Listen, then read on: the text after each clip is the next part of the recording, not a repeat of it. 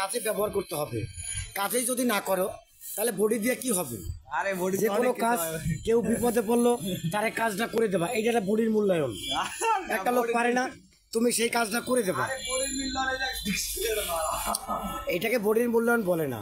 তোমার বডি ভালো আছে, গায়ে বল আছে, মানুষের সেবা দেবা, মানুষের কাজ করে আগাই দেবা।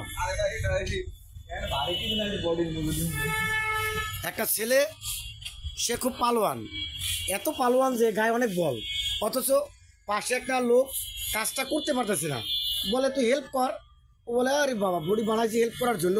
বডি বানাইছো কি আলমারিতে রাখার জন্য? বডি বানাবা কাজের জন্য, মানুষকে কাজ করে উপকার করে দেবা। তখন না তাই জিজ্ঞেস, তখন না তোমার মূল্যায়নটা হবে যে না, ওর বডিটা আছে, ওর বডি কাজে ব্যবহার করে। আয় তোমার কাজ কি? কোনো ময়লা যদি দেখো, কোনো কাগজ ছেড়ে দেখো, এটা বাস্কেটে ফেলাবা। কেউ খালি বোতল চোখের সামনে না রাখতে পারে, ওই যে একটা খালি বোতল দেখছো, চোখের সামনে রেখে দেয়।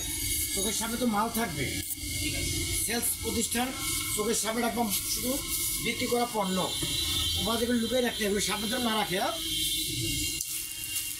সামনে কি সামনে ময়লা দেখে দেখাই দিয়েছো? হ্যাঁ, সামনে যে ময়লা দেখাইলাম ওটা ক্লিন করছো?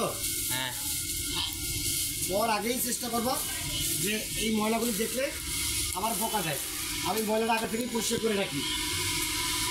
এইখানে আসো, সেখানে আসো, ওইটা কাপড় দিয়ে এইটা বসো, মুখে ফ্রেশ করো, একদম ফ্রেশ করে রাখো। হ্যাঁ ভাই, ভাই তো টাকা পুরো দিয়ে পাঠাইছেন, কিন্তু ফোন দিল না, তাই আমার পৌঁছায় নাই, এখন বুঝতে পারে নাই। বসতে থাকে মুখে চেয়ার মাইলে টুল নেই। আজ ভাই হাসি দেন, এ আজ ভাই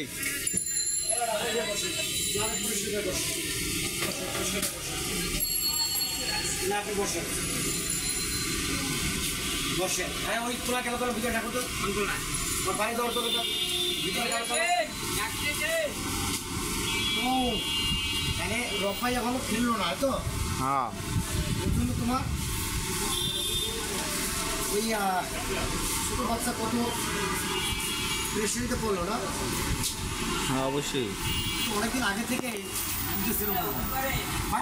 অনেকদিন আগে থেকে না, হঠাৎ হঠাৎ হয়েছে, হঠাৎ হঠাৎ করে। এখন অতিরিক্ত গরম, চালাইতে পারে কাদের ভাইকে বলেন একটু ঘুমাইতেছে ভাই।